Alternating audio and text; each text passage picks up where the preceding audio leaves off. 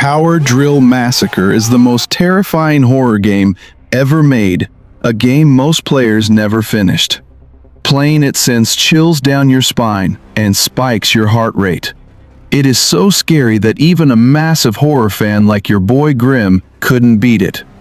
Today you will learn the true plot, the killer's motive, and why this remains the scariest horror game of all time. 1987. Megan Brooke crashes her car in broad daylight with her boyfriend Jeff in the Pocono Mountains. Waking up that evening, she finds Jeff severely injured and unconscious. Grabbing a flashlight, Megan searches for help nearby.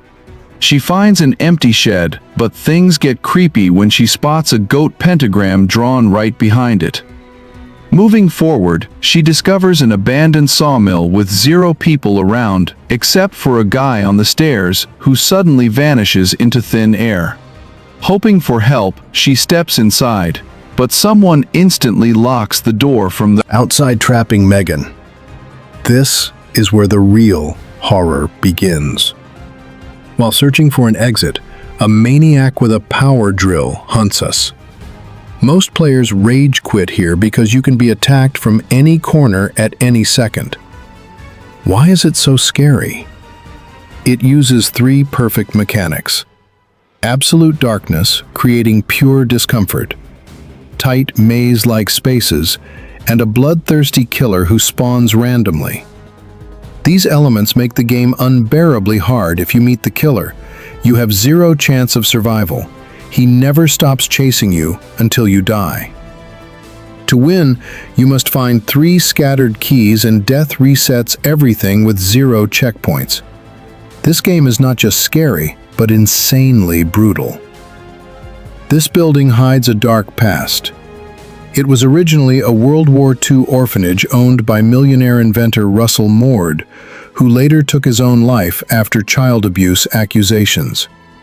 The state shut it down, and after a huge fire in 1975, a sawmill was built over it. which is what we see now.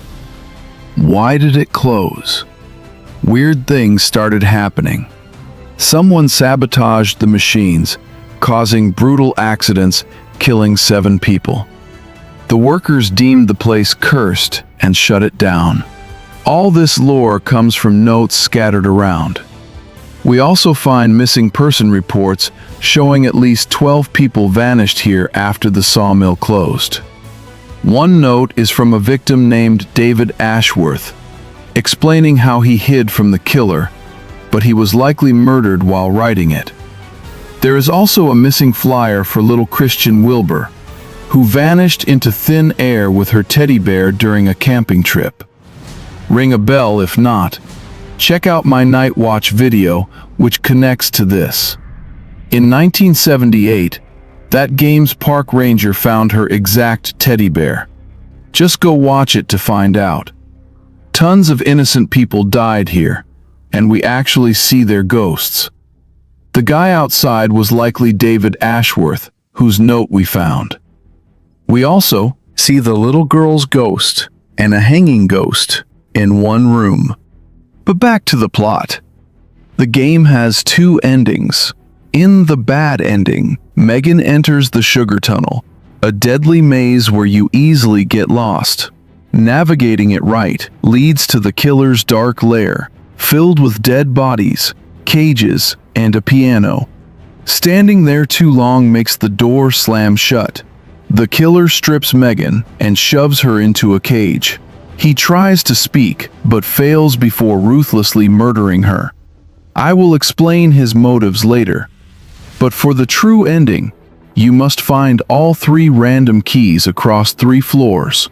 Against all odds, unlocking the exit makes Megan sprint through endless hallways, escaping the killer. We briefly see the little girl's ghost before Megan escapes into the mountains. A background radio call reveals cops found Jeff's dead body in the car, but Megan was missing. Then we hear a music box and the killer's insane scream. Megan's fate remains a mystery.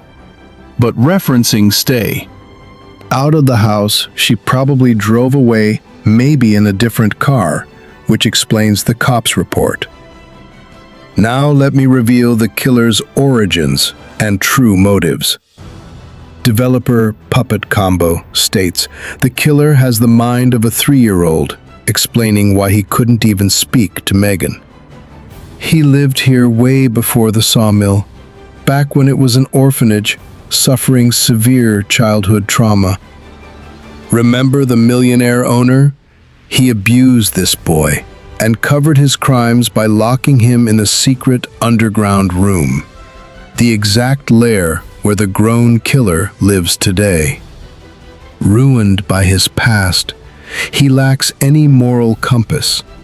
Those weird sawmill accidents were just this boy crawling out of his lair to hurt people. There he found the power drill to slaughter victims and stole a former worker's uniform.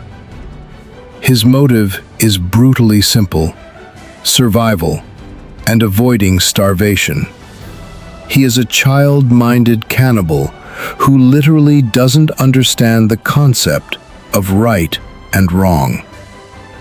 Standing 7 feet tall, his pig squeals prove how mentally broken he is. Fun fact, those squeals were recorded at a real farm before a pig was slaughtered. Why did I tell you that? I have no idea. So now you know the lore and why this game is pure terror. The moral is simple: don't hurt kids, or they become serial killers. You guys are the best. This was grim. Let me out of here. You were one tough guy.